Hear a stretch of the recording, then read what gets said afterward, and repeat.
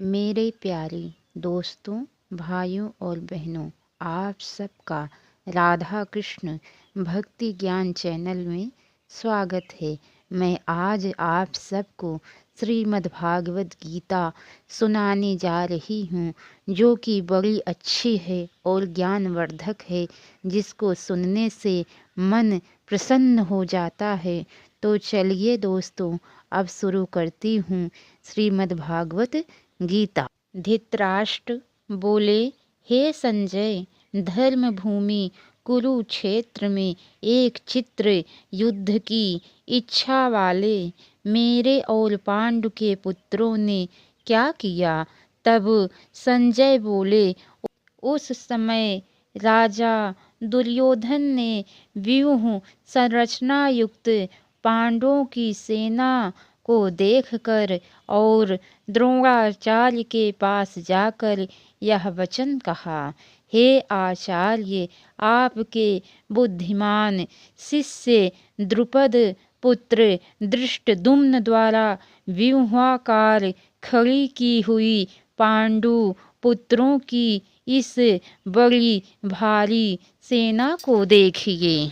इस सेना में बड़े बड़े धनुषों वाले तथा युद्ध में भीम और अर्जुन के समान सूर्यवीर, सत्याकी और विराट तथा महारथी राजा द्रुपद, दृष्टकेतु और चेकितान तथा बलवान काशीराज, पुरोजित, कुंती भोज और मनुष्यों में श्रेष्ठ शैव्य पराक्रमी युधामन्यु तथा बलवान उत्तमौजा सुभद्रा पुत्र अभिमन्यु एवं द्रौपदी के पांचों पुत्र, ये सभी महारथी हैं। हे ब्राह्मण श्रेष्ठ, अपने पक्ष में जो भी प्रधान हैं उनको आप समझ लीजिए।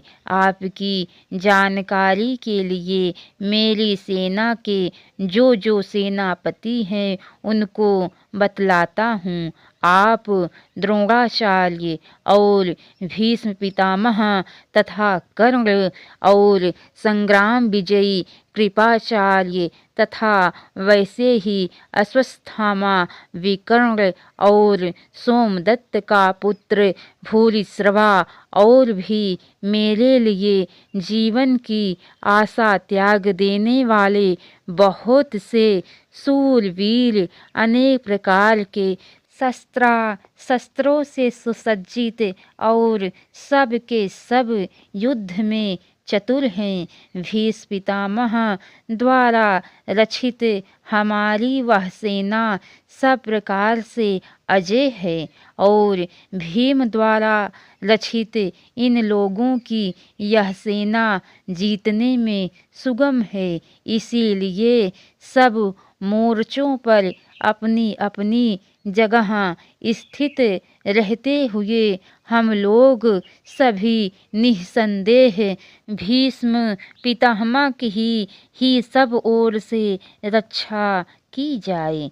कौरवों में वृद्ध बड़े प्रतापी पितामह भीष्म ने उस दुर्योधन के हृदय में हर्ष उत्पन्न करते हुए उच्च स्वर से कहा, सिंह की दहाड़ के समान गरज कर शंख बजाया। इसके पश्चात शंख और नगारे तथा ढोल, मृदंग और नरसिंघे आदि बाजे एक साथ ही बज उठे। उनका वह शब्द बड़ा भयंकर हुआ। इसके अनंतर सफेद घोड़ों से युक्त उत्तम रथ में बैठे हुए श्री कृष्ण महाराज और अर्जुन ने भी अलौकिक शंख बजाए।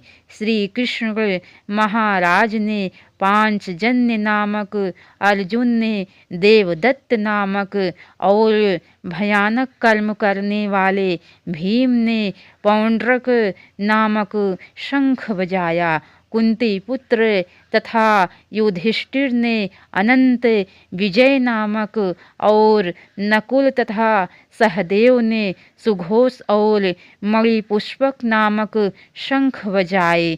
श्रेष्ठ धनुष वाले काशीराज और महारथी शिखंडी एवं धृष्टद्युम्न तथा राजा विराट और अजय सत्याकी राजा द्रुपद एवं द्रौपदी के 5 पुत्र और बड़ी भुजाओं वाले सुभद्रा पुत्र अभिमन्यु, इन सभी ने हे राजन सब ओर से अलग अलग शंख बजाए और उन भयानक शब्दों ने आकाश और पृथ्वी को गुजाते हुए उस पक्ष के लोगों का हृदय विदीर्ण कर दिया। तो चलिए दोस्तों, अब इसके आगे की कथा आप सबको कल सुनने को मिलेंगी। तो कैसी लगी कथा आप सब कमेंट बॉक्स में ज़रूर बताना।